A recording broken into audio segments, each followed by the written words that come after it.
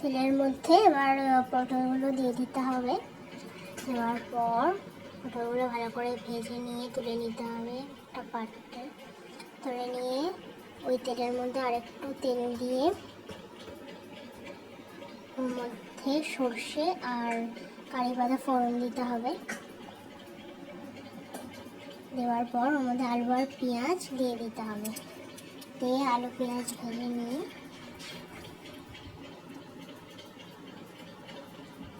ওর মধ্যে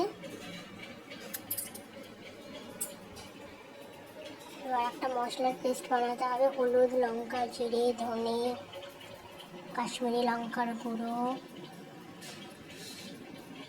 একটা পেস্ট বানাতে হবে।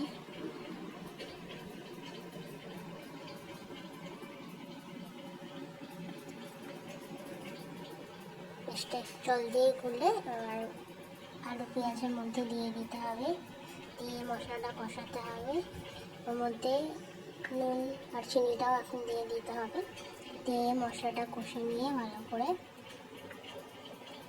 একটু ঢাকা দিয়ে দিতে হবে। একটু জল দিয়ে ঢাকা দিয়ে দিতে হবে।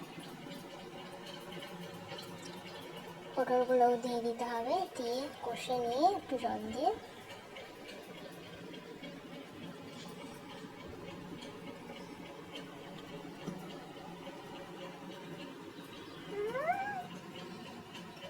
আর ওর মধ্যে এটা যেহেতু কেরালার রেসিপি, তো এখানে টমেটো বা টক দই যাবে না, এখানে একটু তেঁতুলের জল তেঁতুল খুলে এই জলটা দিতে হবে।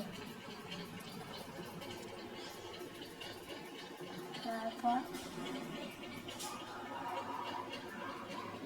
ঢাকা দিয়ে দিতে হবে। দিয়ে 5 মিনিট পর খুলে মশলাটা ভালো করে কষা হয়ে গেলে জল দিয়ে দিতে হবে। দিয়ে ঢাকা দিয়ে দিতে হবে।